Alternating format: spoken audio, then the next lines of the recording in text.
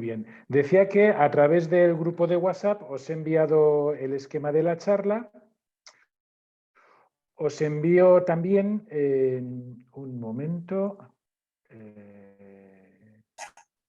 os envío también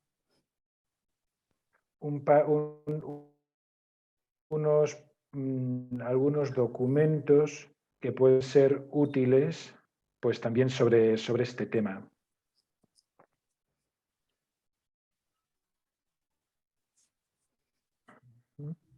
Bueno, os envío la regla y las constituciones, no, lo que es la regla del Carmelo, para que podamos leerla. Os envío la carta que escribieron los superiores generales del Carmelo, de la antigua observancia y del Carmelo descalzo, en el año 2007, cuando se cumplían los aproximadamente 800 años del momento en que San Alberto de Jerusalén nos entregó la forma de vida. Digo aproximadamente porque no se sabe a ciencia cierta el año. Se sabe, fue entre 1206 y 1214. Y también un documento del padre Desiderio García, carmelita de la antigua observancia, que ha trabajado sobre la regla, que la ha estudiado y que de hecho, bueno, buena parte de lo que aquí voy a exponer lo he tomado pues de alguna conferencia suya.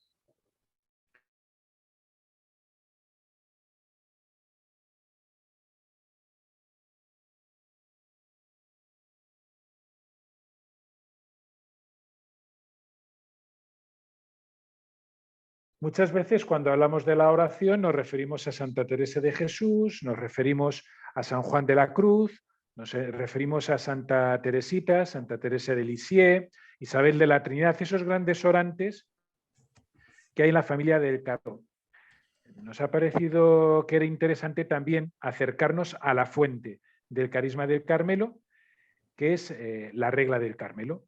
Esa regla del Carmelo que ya ha cumplido algo más de 800 años, que es ese patrimonio común de todo el Carmelo, tanto el Carmelo de la antigua observancia como el Carmelo descalzo, y que es la fuente, es fuente de esta espiritualidad que se ha ido renovando con todas estas figuras.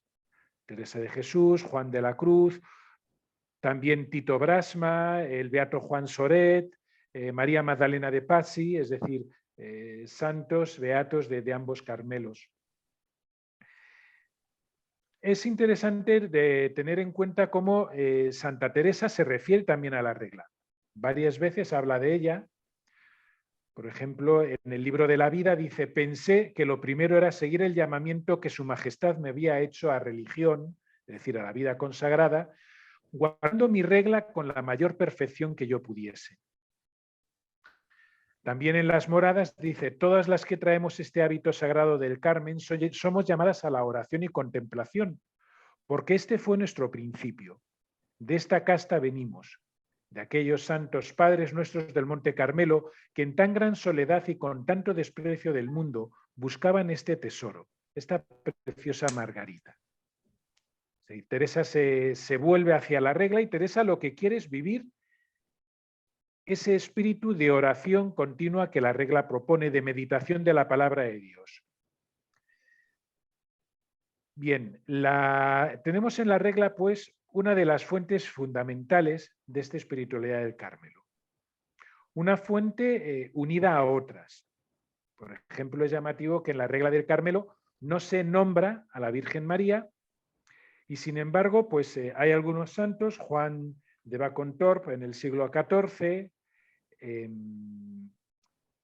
pues nos dice que María es como el modelo de la regla y que la regla del Carmelo lo que hace es como exponer lo que es la figura de María para que nosotros podamos vivirla.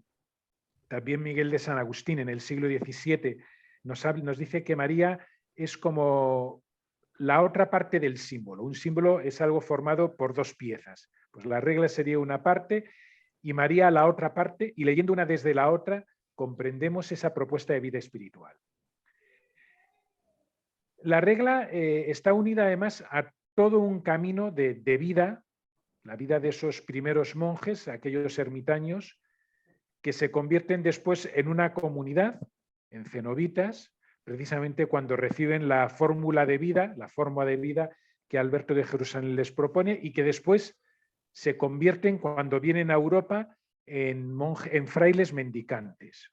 Son 3 tipos de vida distintos: ermitaños, monjes que ya viven en comunidad y frailes mendicantes. Y eso también se refleja en este documento que evolución. Es decir, Alberto de Jerusalén, el patriarca de Jerusalén, da una forma de vida, una fórmula de vida, que después, cuando estos monjes vienen a Europa y adoptan la forma de vida de los frailes mendicantes, tiene algunos retoques y es aprobada por el Papa Inocencio III y entonces es cuando ya efectivamente ya es una regla de vida. Esta evolución que se refleja en la propia regla, en algunos retoques que tiene, nos habla también de una evolución de esa vida, una evolución que está guiada por el querer servir a la Iglesia, que se realiza también en diálogo con la Iglesia, es decir, de hecho es el Papa el que aprueba esa forma de vida ya con esos retoques, que por tanto nos habla de un camino espiritual que va evolucionando y que está llamado a seguir evolucionando. La regla no es un documento rígido que llama a ser superada. Si alguno hace algo más, el Señor a la vuelta se lo recompensará. Termina así diciendo la regla. Está abierta a una evolución. Es un camino abierto, es un camino dinámico.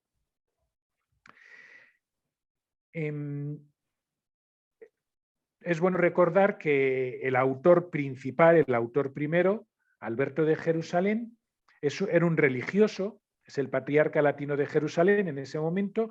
Él era canónigo regular, tenía una buena formación bíblica y eso se nota, y también tenía experiencia en escribir documentos de este tipo, porque estamos en un momento de ebullición de movimientos religiosos, de surgimiento de nuevas congregaciones, de nuevas comunidades, y de hecho él ya había escrito los estatutos para una congregación de canónigos y también para un grupo,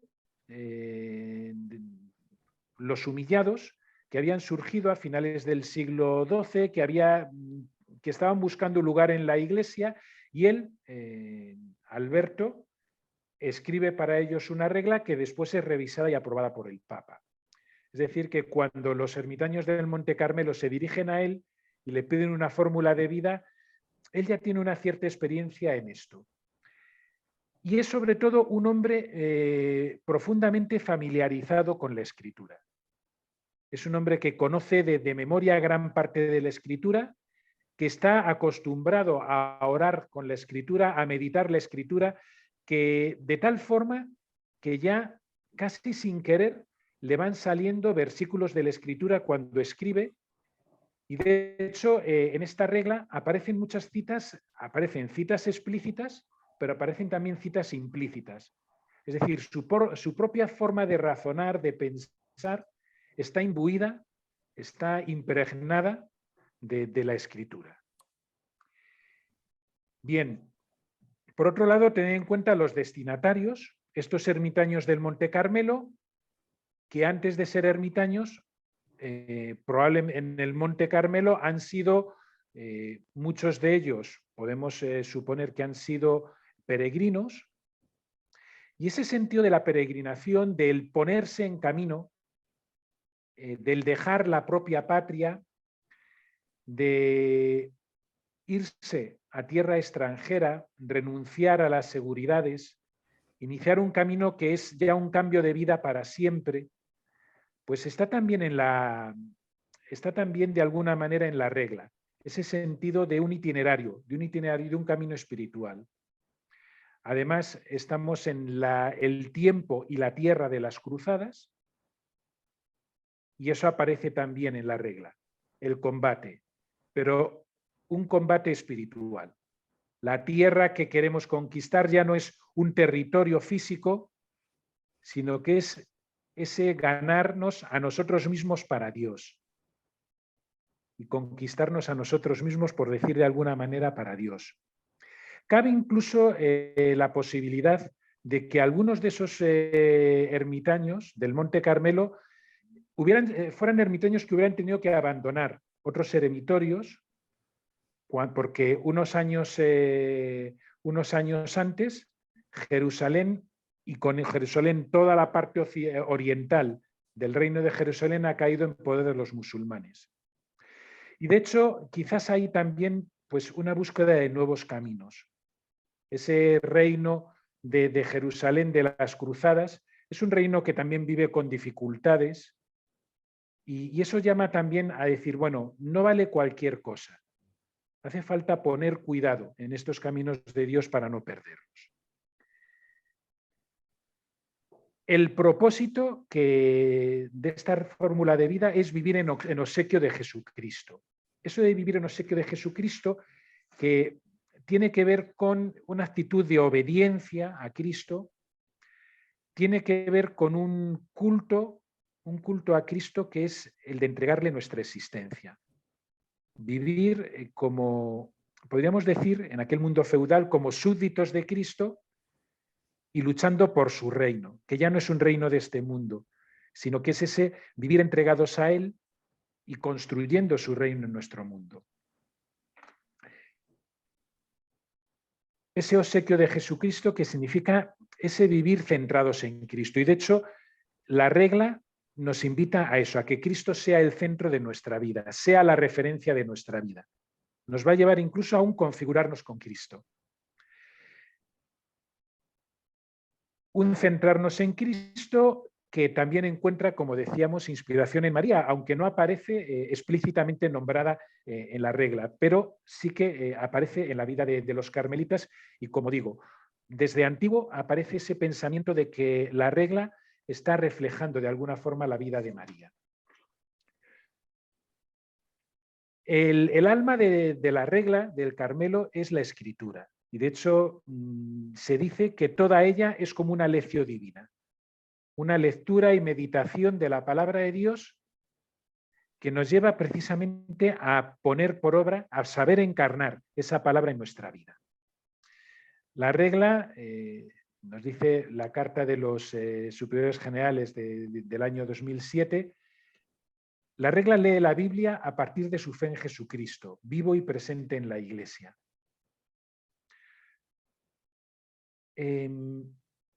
Una lectura que nos lleva a una escucha orante de la palabra de Dios. Una escucha orante en la que somos visitados por el Señor, y por eso precisamente la Biblia nos invita a velar en oración, una actitud de estar despiertos.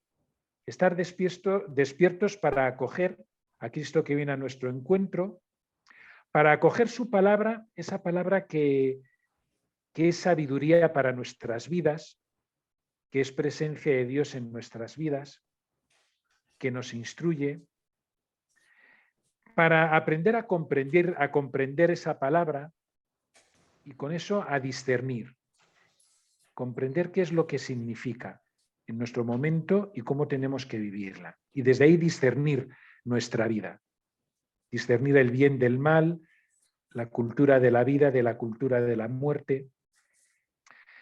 Orar con la palabra para ir habitando en la palabra, enraizados en Cristo. Y hay una circularidad entre la oración personal, la oración comunitaria y la vida cotidiana. Bien.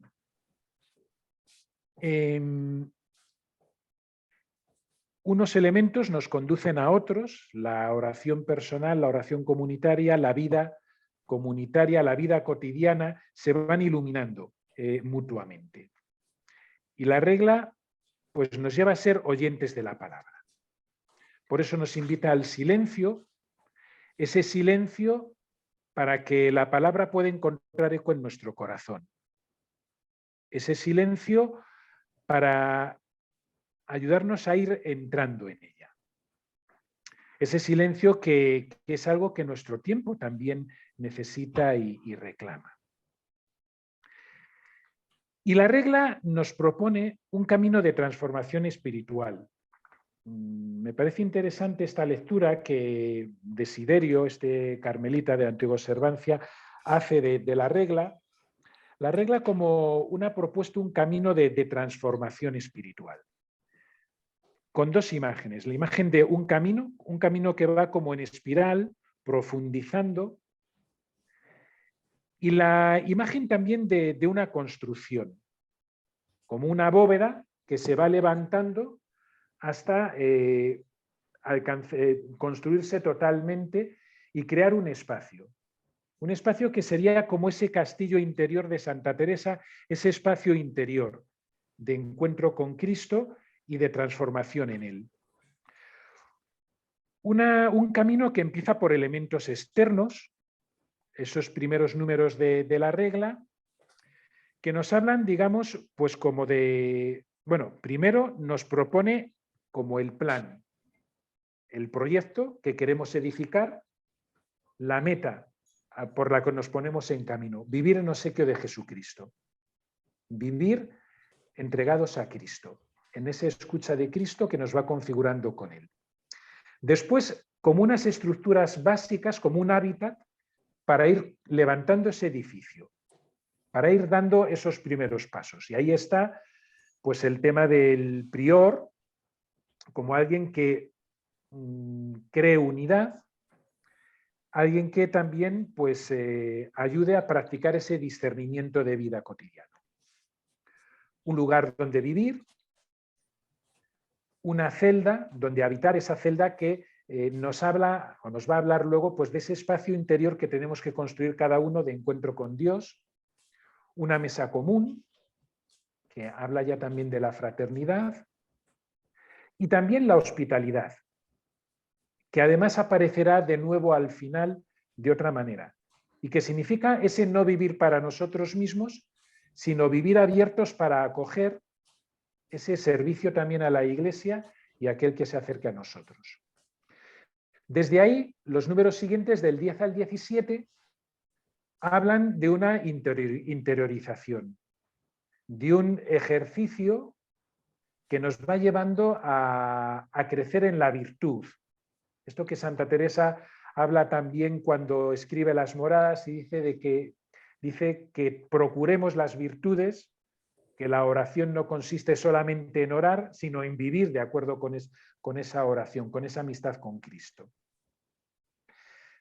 La regla habla de adquirir un corazón puro, una limpia conciencia, que es ese corazón que se va unificando en ese vivir atento a Dios y en ese estar abierto a Dios, ir removiendo obstáculos para encontrarnos con Dios de forma cada vez más plena y dejarnos transformar por Él. Y entonces aquí viene lo de meditar la ley del Señor, la palabra de Dios día y noche. Aquí viene pues la oración litúrgica y el rezo del Padre Nuestro. Viene la comunión de bienes, el tenerlo todo en común. Viene la celebración de la Eucaristía. Esto es interesante porque además luego podemos ver un aspecto importante en la lectura de la regla, es ver cómo se ha ido viviendo a lo largo del tiempo. Y encontramos la importancia que tiene la Eucaristía pues para Santa Teresa, para San Juan de la Cruz, para María Magdalena de Pazzi, para tantos santos del Carmelo. El diálogo, la corrección fraterna, el ayuno, la abstinencia. Y eso nos lleva a una transformación, a la contemplación. En los números 18, 19 hablan de ese combate espiritual que es para ir, como decía antes, pues como ese conquistando nuestro corazón para Cristo. Es decir, ir viviendo cada vez más plenamente en fidelidad al Señor. Nos habla del pensamiento santo, que el pensamiento santo es como ese tener de una manera presente al Señor en nuestra vida, presente a Dios, presente su palabra, que lleva a que a veces, pues incluso cuando estamos en otras cosas y estamos atareados y estamos en medio de 1000 tareas, pues nos surja pues también a veces pues ese recuerdo del Señor, esa inspiración, esa capacidad de dejarnos sorprender por Él, que siempre nos acompaña y siempre está a nuestro lado, no solo cuando estamos en la capilla o en los momentos que dedicamos a la oración, sino en toda la vida. Después hay como una vuelta a lo cotidiano, como un tomar tierra, está el silencio, el trabajo. Parece conservar y llevar al día a día todo eso. Y termina de una forma curiosa. Termina la regla diciendo en el último número, bueno, termina con una conformación con Cristo a través de la obediencia y a través de esa actitud de servicio que nos invita a mirar a Cristo como el servidor de todos y como aquel que ha vivido y nos enseña a vivir la obediencia a Dios. De alguna manera estos números, aunque hablan de una forma más directa de lo que es la obediencia comunitaria, de lo que están hablando es de ese conformarnos con Cristo. Y el último número, el número 24, nos invita o habla de la posibilidad de ir más allá. Dice, si alguno rebasare el estricto cumplimiento de todo esto, el Señor a su vuelta se lo retribuirá. ¿Y esto de qué está hablando? Y es interesante. La imagen que está de fondo aquí es la parábola del buen samaritano. En la Edad Media hay una interpretación de esta parábola que es que Jesús es el buen samaritano. El hombre caído es esa humanidad caída, despojada, esa humanidad que ha perdido tantas cosas y que ha sido apaleada.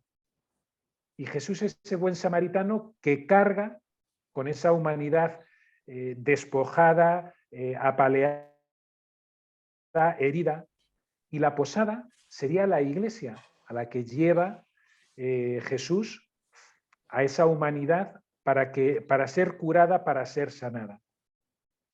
Pues aquí, cuando cita este texto, Alberto de Jerusalén nos propone esa imagen del posadero al que de repente, cuando menos lo piensa, le llega pues esa petición de hacerse cargo de esa humanidad herida, de esa humanidad que necesita cuidado, y ese Jesús que dice, y ese buen samaritano que se ausenta y le dice, cuida de él y lo que gastes de más, a la vuelta te lo recompensaré.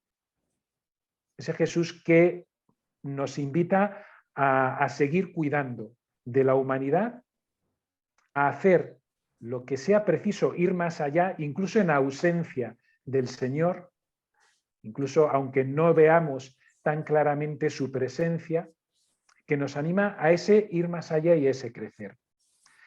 Pues bien, todo eso es posible precisamente desde ese habernos ido configurando con Cristo, haber acogido pues todo lo que Él nos da, habernos dejado transformar por Él. Bueno, y acabo ya aquí, que creo que me he alargado más de la cuenta.